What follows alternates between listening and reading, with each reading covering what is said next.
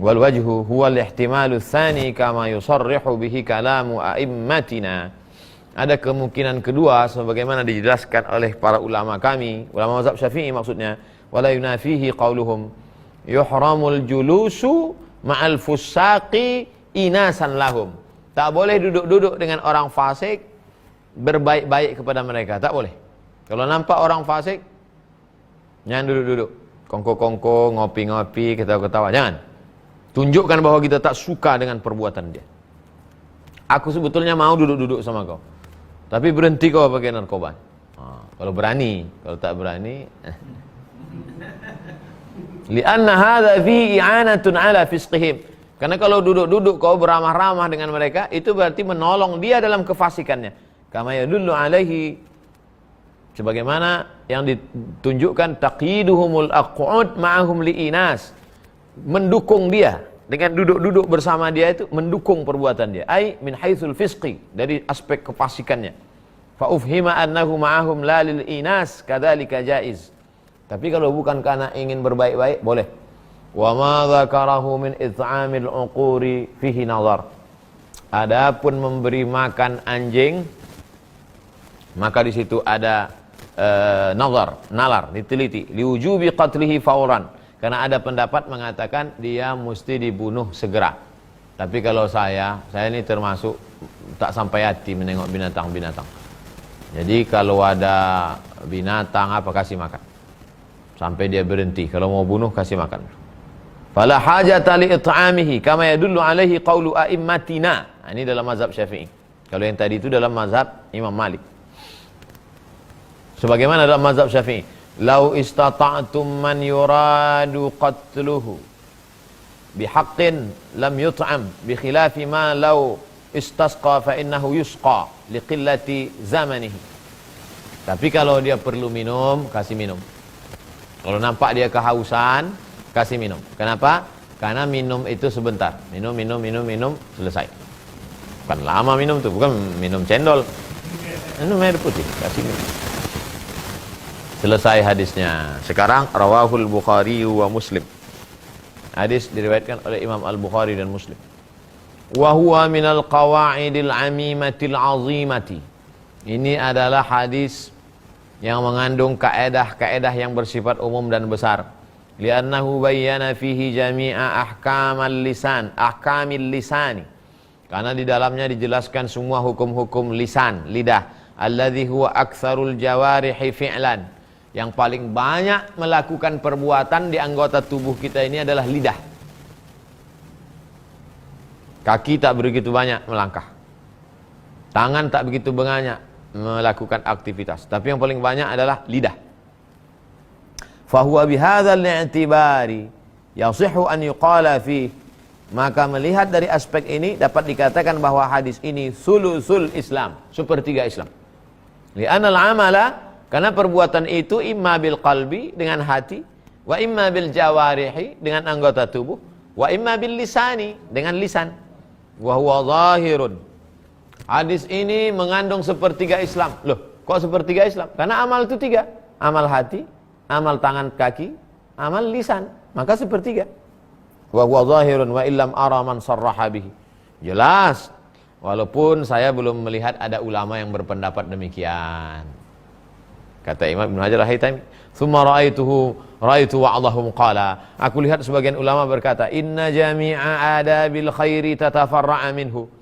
Semua adab-adab kebaikan itu cabang dari hadis ini. Batangnya hadis ini. Kalau ada hadis cerita tentang kebaikan lisan, kebaikan ini, itu cabang dari sini. Wa asyara fihi ila sa'iri khisalil birri was-silati wal ihsan. Maka dia mengisyaratkan kepada seluruh kebaikan, silaturahim dan ihsan. Lianna akadaha riayatu haqqil jiwari wadhaif. Karena yang paling akiduha, lianna akidaha, karena yang ditekankannya adalah menjaga hak tetangga dan tamu. Wa bihadzal i'tibari yasihhu an yuqala fih. Kalau dilihat dari aspek memuliakan tetangga dan tamu, maka hadis ini dapat dikatakan nisful Islam, setengah Islam.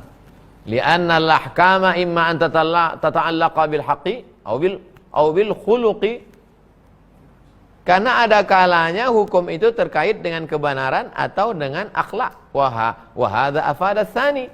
Sedangkan hadis ini cerita tentang akhlak, maka setengahnya.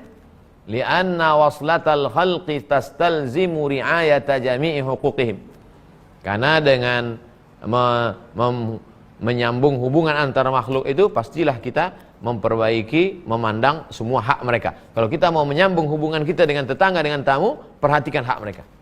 Wa min thamma kana al-maqsudu min al-amrayn al-akhirain huwa al-maqsudu as-sabiq fil hadis.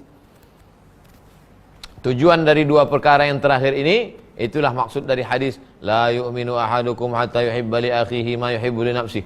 Kamu belum beriman sampai kau sayang kepada saudaramu sebagaimana kau sayang pada diri sendiri. Minal ulfati wal ijtima', mempertautkan hati dan selalu bersama. Wa adamit tafarruqi wal inqita', jangan berpecah belah dan putus hubungan. Li'anna an-nasa jiranu ba'dihim li ba'd, karena manusia itu bertetangga satu sama lain. Bertetangga di kantor, bertetangga di organisasi, bertetangga di kampus, bertetangga di Instagram, bertetangga di Fa'idha ukrima kullum minhum, fa'idha akrama kullum minhum jarahu i'talafatil qulubu. Kalau setiap orang memuliakan tetangganya, maka hati menjadi bertaut bersatu. Wattafaqatil kalimatu, maka kata pun menjadi satu. Wa qawiyat syaukatud dini, maka agama pun menjadi kuat. Wandahadat jahalatul mulhidin, maka hancurlah, batallah, bercerai-berailah kejahilan orang-orang ateis yang benci pada Islam. Wa idza ahana kullun jarahu, tapi kalau orang memusuhi tetangganya, menghinakan, merendahkan tetangganya, in'akasal hal, berbaliklah situasi dan kondisi. Wa waqa'u fi hutil ikhtilafi wad dhalal, mereka berpecah belah dan sesat. Wa kadzalika ghalibun nas, begitulah sebagian besar manusia. Imma dhaifun au mudhifun, kita ini dua saja, jadi tamu atau menerima tamu. Fa idza akrama ba'dhum ba'dha, kalau yang menerima tamu memuliakan tamu, tamu memuliakan tuan rumah, wajada ma marra minas salahi wal i'tilaf, maka yang muncul adalah kebaikan dan kesatuan hati. Wa idza ahana ba'dhum ba'dhan, kalau tamu tak memuliakan tuan rumah menghinakan tamu, wajadal fasad wal khilaf, maka yang ada hanyalah kerusakan dan perpecahan. Begitulah Islam memandang tamu, luar biasa. Besok kita akan lanjut hadis yang ke-16. Hadis ke-16 besok judulnya pendek saja, jangan marah. Hadis besok, hadis ke-16, jangan marah. Jangan marah. Pertanyaan pertama Pak M. Edwin. Assalamualaikum Ustaz. Waalaikumsalam warahmatullahi wabarakatuh. Bagaimana dengan tamu yang rutin tiap minggu ke rumah? Apakah tetap diberikan makan setiap datang? Kan udah jelas tadi. Saya baca balik ya. Itulah bahayanya kalau pulsa itu sikit, jadi macet-macet dia.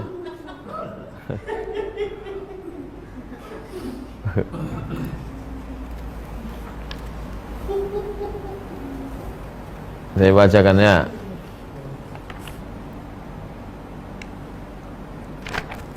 Pak Edwin, bagaimana kalau dia setiap minggu datang ke rumah? Apakah tetap diberi makan setiap datang? Bi ihdari ma tayassara an indahu min at-ta'am min ghairi kulfatin wala idrarin bi ahlihi. Kalau mampu mengasih makan, kasih tanpa memberatkan dan tidak memudaratkan. Kalau bapak merasa berat, tak usah kasih makan. Kasih makan ringan, kasih snack. Snack itu makan ringan, bukan ular.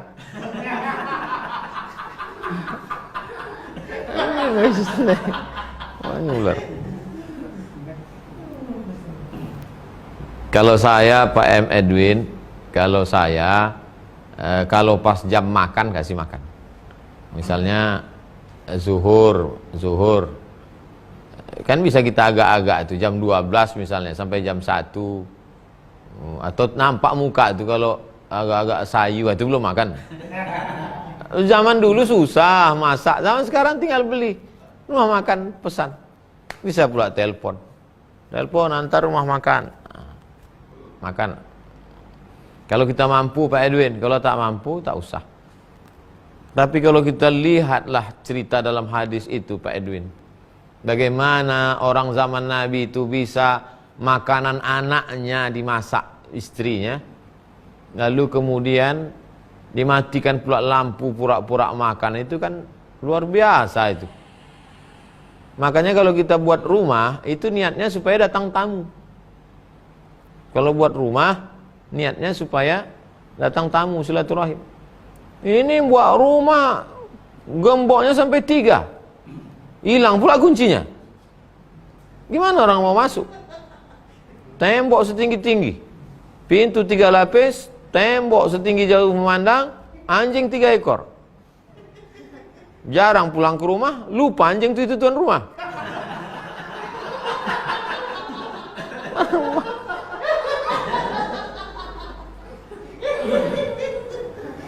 Gitu Pak Edwin. Mudah-mudahan kita semua diberikan Allah kelapangan hati. Kadang bapak nih baik nerima tamu, bininya pula, siapa tuh bang? Suruh balik. Mudah-mudahan Pak Edwin dan jamaah semua diberikan Allah murah rezeki, rumahnya besar-besar untuk nerima tamu insyaallah. Amin. Kedua, Ibu Puspa. Ustadz, seorang anak misalnya kurban 1 ekor kambing. Dan setahu saya aturan syariatnya 1 ekor kambing bisa untuk 1 keluarga, termasuk orang tua masih hidup. Apakah kesampaian juga untuk orang tua yang sudah meninggal dengan 1 kambing sekeluarga tersebut? Begini ceritanya Bu Puspa. Yang paling tinggi, paling afdal, paling bagus yang dilaksanakan Nabi tahun ke-10 waktu Haji Wada. 100 ekor onta sendirian. Nah, itu yang paling bagus Bu Puspa. Nabi potong sendiri 63 ekor, dipotong Sayyidina Ali 37 tambah 63, 100 ekor sendirian. Nah, itu yang paling bagus.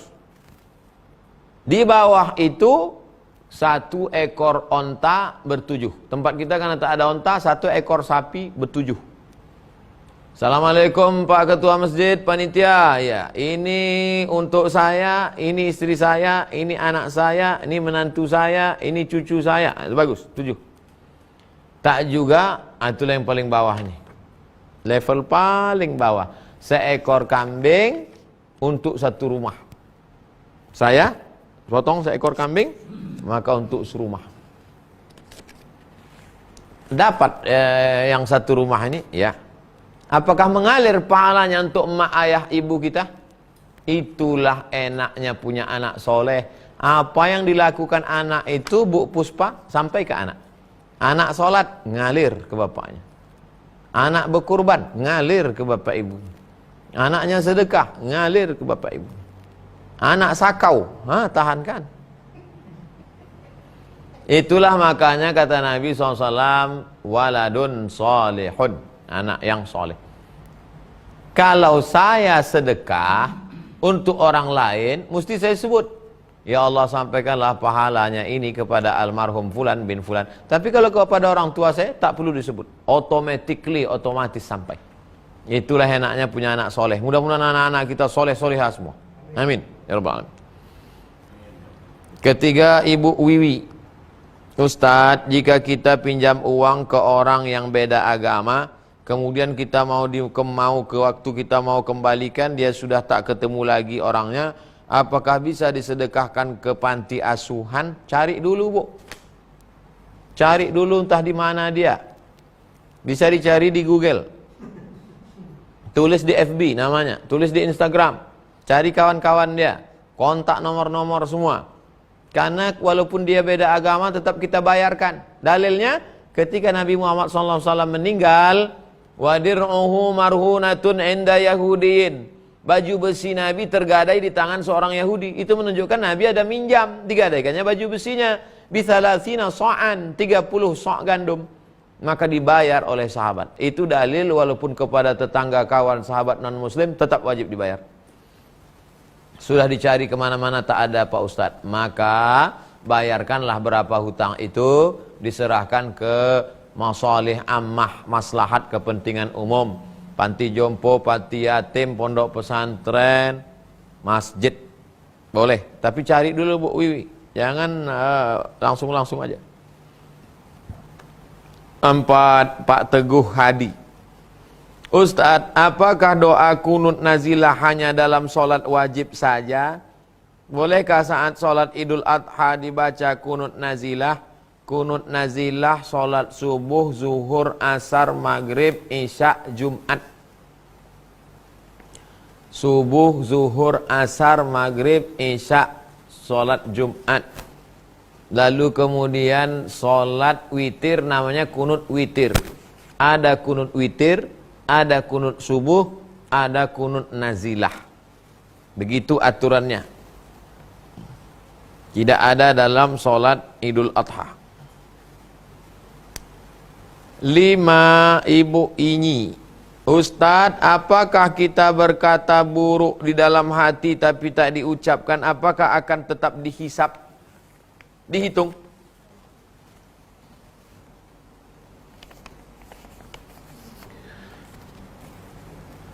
Wa in tubdu ma fi anfusikum aw tukhfuhu yuhasibkum bihillah. Apa yang ada dalam hatimu, baik kau simpan dalam hati ataupun kau nyatakan, tetap akan dihisap, dihitung. Tuh ayat tuh Bu. Itu ayat itu Ibu ini, ujung surat Al-Baqarah. Wa in tubdu ma fi anfusikum. Kalau kau nyatakan, kau simpan apa yang ada dalam hatimu, yuhasibukum bihillah, maka tetap akan dihisap oleh Allah, dihitung. Datanglah sahabat melapor, ya Rasulullah, kalau begitu tak sanggup kami hidup. Mana sanggup kita, semua yang terlintas di hati dihitung. Kita pula nongkrong kerja di pinggir jalan, nampak orang baju besar badan kekecilan, orang kecil baju kebesaran, macam-macam terlintas dalam pikiran. Nah, macam pakai kelambu kawan nih. Dihitung itu semua, matilah kita. Datanglah sahabat mengadu, melapor ke Nabi, ya Rasulullah, kalau begitulah beratnya tak sanggup kami ya Rasulullah. Turun ayat, la yukallifullahu nafsan illa wus'aha. Allah tidak menghitung kecuali sesuai kemampuan orang. Jadi kalau dia hanya sekedar terlintas sekali, tidak dihitung selama tak dicakapkan. Makanya kalau terlintas sekali, astagfirullah. Kenapa abang istighfar tadi? Usah kau tanya-tanya, nanti dihitung malah.